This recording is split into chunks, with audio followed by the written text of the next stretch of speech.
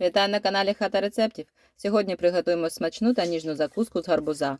На столі вона виглядає дуже ефектно і гості з'їдають її в першу чергу. Підготуємо гарбуз. У мене ось такий маленький, очищаємо від шкірки, виймаємо насіння. Загальна вага почищеного гарбуза десь приблизно 250-270 грамів. Нарізаємо його довільно невеликими шматочками. Перекладаємо гарбуз у блендер для шинковки, або його можна натерти на терці. Далі ретельно миємо 3 яйця та відокремлюємо жовтки від білків. Намагаємося робити це обережно, щоб жовток не потрапив до білків, інакше вони не заб'ються до потрібного нам стану. Друзі, підписуйтесь та ставте лайк, допоможіть розвинути мій канал. Відставляємо поки наші білки, збиваємо гарбуз разом з жовтками.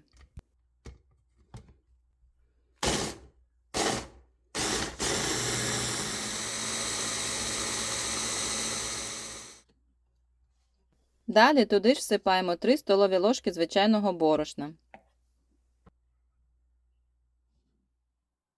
пів чайної ложки солі та пів чайної ложки цибулевого порошка, але це за бажанням. І все ще раз збиваємо десь хвилинку. До білків додаємо дрібку солі і починаємо збивати на маленьких обертах. Коли з'явиться піна, додаємо швидкість і збиваємо до стійких піків.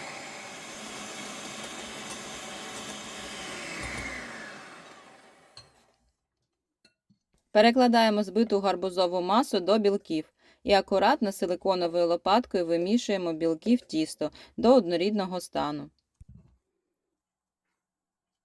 До речі, друзі, пишіть в коментарях, з якої країни ви дивитесь цей канал.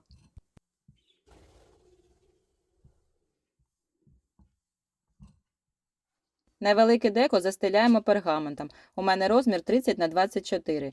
Переливаємо тісто у форму та рівномірно розподіляємо його по всій поверхні. Якість пергамента у всіх різна, тож краще попередньо його змастити вершковим маслом. Ставимо наш бісквіт у розігріту до 180 градусів духовку та випікаємо 15 хвилин.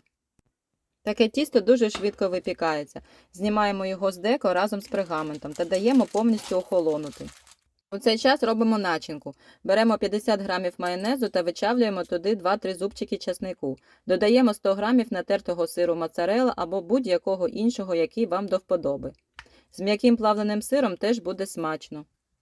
Дрібно нарізаємо почечок свіжої петрушки або свіжого кропу. Всипаємо його до сирної маси і все ще раз гарно перемішуємо.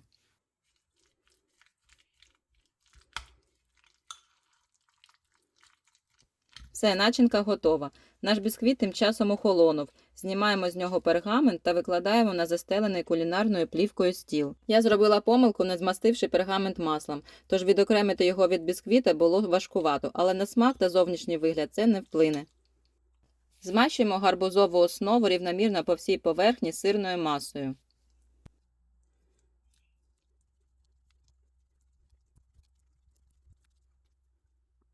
Далі викладаємо шар тонко нарізаної вареної шинки або бекону.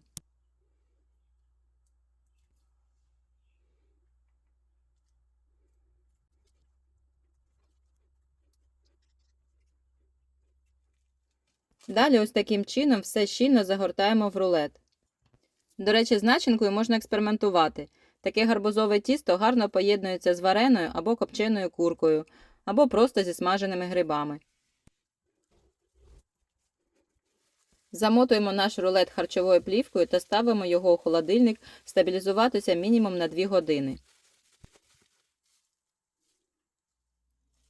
Перед подачею дістаємо гарбузовий рулет, знімаємо плівку та розрізаємо.